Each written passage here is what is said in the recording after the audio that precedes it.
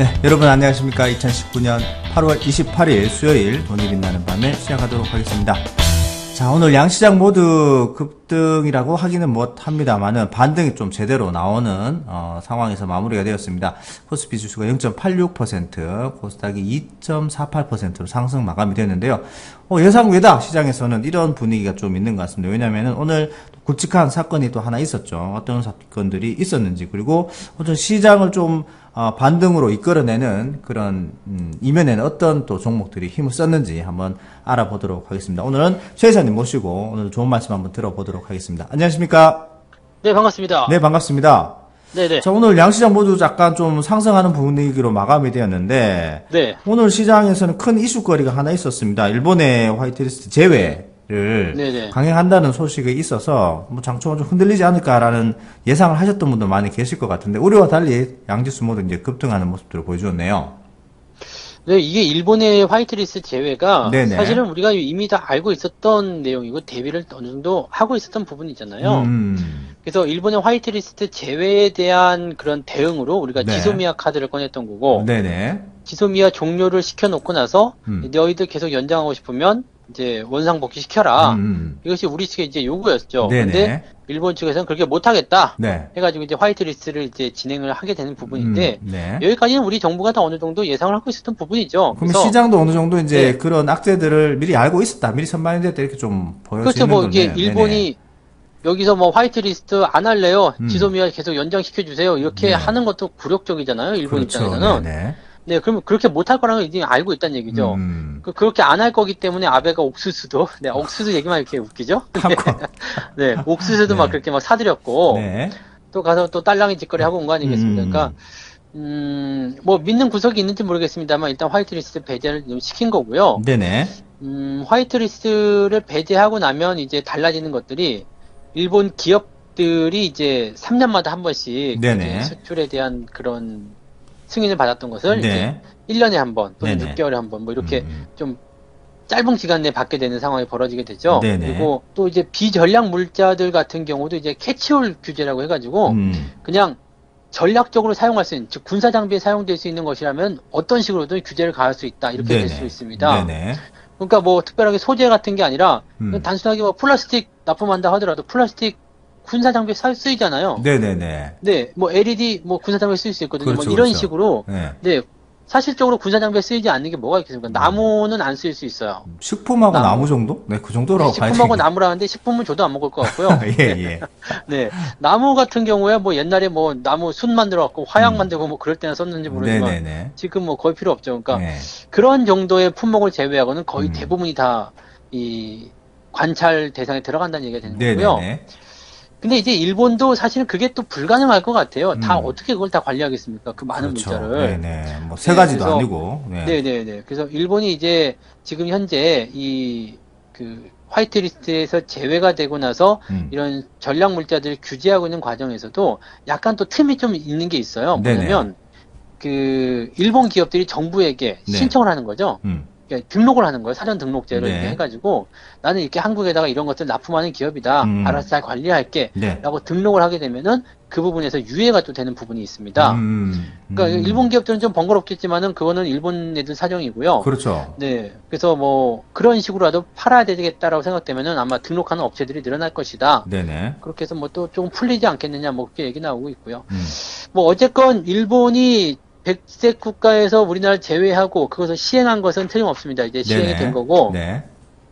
이것을 다시 되돌리려면 이제 서로 양국 간에서 양보가 일어나야 되는데 네. 양보라는 것은 이제 지소미아의 어떤 이제 종료라는 부분들을 다시 되돌려서 진행해주는 부분. 네네. 그다음에 일본에서는 이제 무역 분쟁의 그 이런 무역적인 규제를 네네. 다시 되돌리는 부분 이렇게 되겠죠. 그러면 네.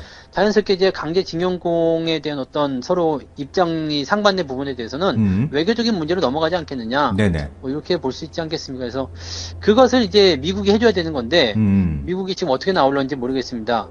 미국이 지금 보면 다른 생각하고 있는 것 같아요. 좀 약간 미온적이고 어떻게 네. 보면은 네, 네. 주판을 튕기고 있는 것 같아요. 어느 것이 나한테 이익이 되게 될까? 뭐 네, 계속해서. 이게 사실은 뭐 한미일의 그 군사적 공조라든지 네네. 뭐 아시아 지역에서의 미국의 영향력 강화라든지 이런 거 하려고 그랬으면은 진작에 펄쩍 뛰면서 들어왔어야 되거든요. 그렇죠, 그렇죠. 근데 뭐 일본이 그냥 뭐 옥수수 사주니까 그래 좋아요 뭐 그러고 그렇게 하는 부분이 있었는데 네네. 사실적으로 일본하고 또 친한 척을 하려면은 이번에 자동차 관세를 또 면제해 줬어야 되거든요. 그렇죠. 일본이 근데 그게 쪼르고 있었던 부분이었는데 그거 딱 제껴버리죠. 그러니까 단칼에 잘라버렸죠. 내가 왜? 네네, 이러면서. 트럼프가 네. 내가 그걸 왜?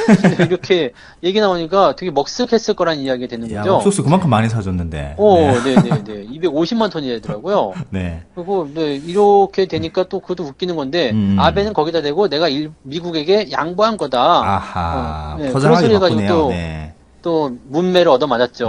맞아요. 일본 여론들도 지금 아베가 또 이상한 행동을 했다라고 네네. 이제 이야기를 하고 있는 얘기가 있고 네네. 또 우리나라에 대해서는 이 한일 간의 어떤 갈등을 너희들이 풀어라 이렇게 얘기하면서 대신에 지소미아의 어떤 종료로 인해 가지고 주한의 그 주한 미군의 어떤 위험도가 증가했기 때문에 방위비를 더 내라. 네네네, 맞습니다. 이런 식으로 얘기하고 있단 말이에요. 그러니까 지금 미국 입장에서는 한일 간의 갈등을 이용해 가지고 일본에게는 자꾸 뭐 해줄 것처럼 뭔가 팔아먹고 네네. 뭔가 다 얻어내고 한국에게도 마찬가지로 방위비 분담을 더 지우게 하고 네. 이렇게 해서 지들 목적 달성한 이후에 이제 한일 간의 중재가 나설 것 같다 이런 예상이 또 들거든요. 뽑아먹고 다 뽑아먹고. 네네. 뭔가 하겠다니.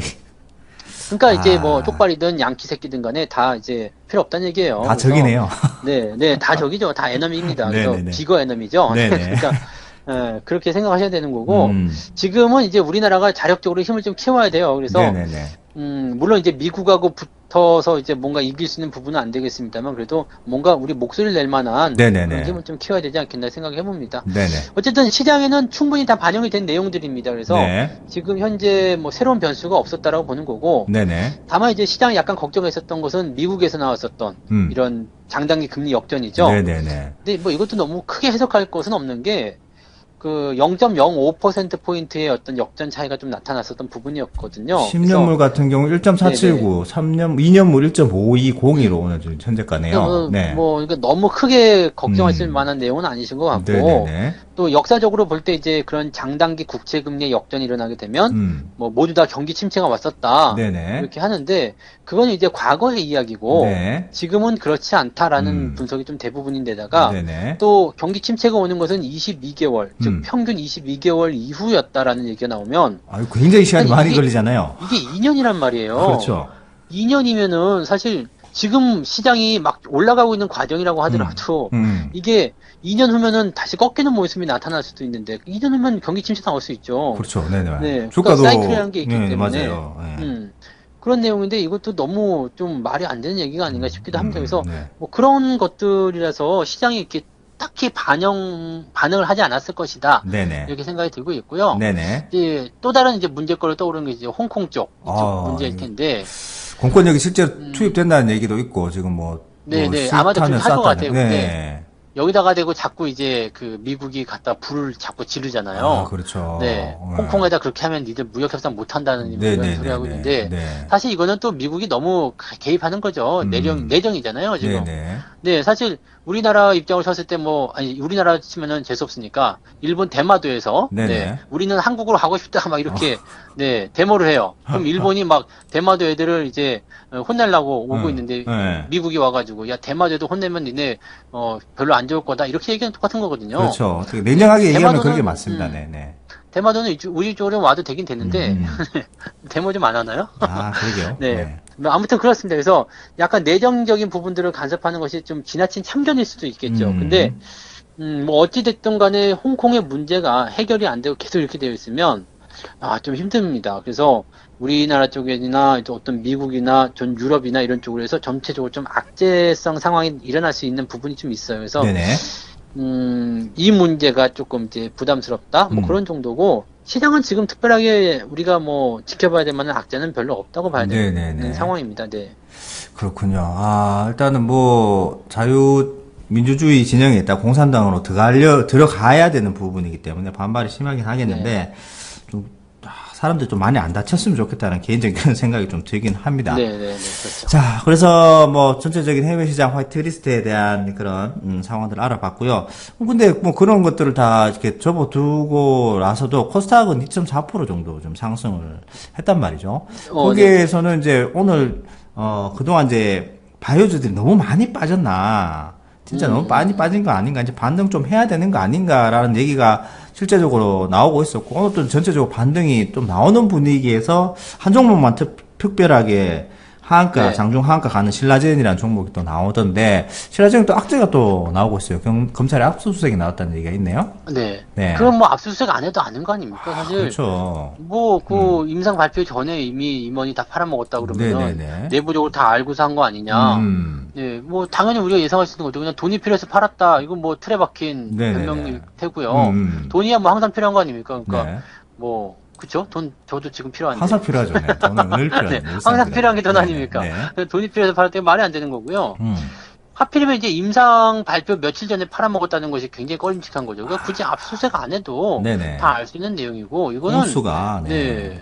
굉장히 이제 좀 타격을 입을 수 네네. 있는 그 내부자 거래 쪽으로 걸리게 되면은 네네. 이 부분이 심할 경우에는 네 회사 입장에서는 네 아주 굉장한 심각한 타격을 문제가 받겠죠. 될수 네네네. 있죠. 네, 그래서 신라젠은 추가적인 하락이 나타나는데 건드리지 마세요. 이거 신라젠 네네. 건드리지 말라고 했는데 또 밑에서 반등 발걸 조금만 2, 3% 먹으려고 들어갔다 또 이렇게 당하고 그러면은 이거 지금 단타를 친다고 들어가서 얼마를 또 잊어버리는 겁니까? 그러니까 네네.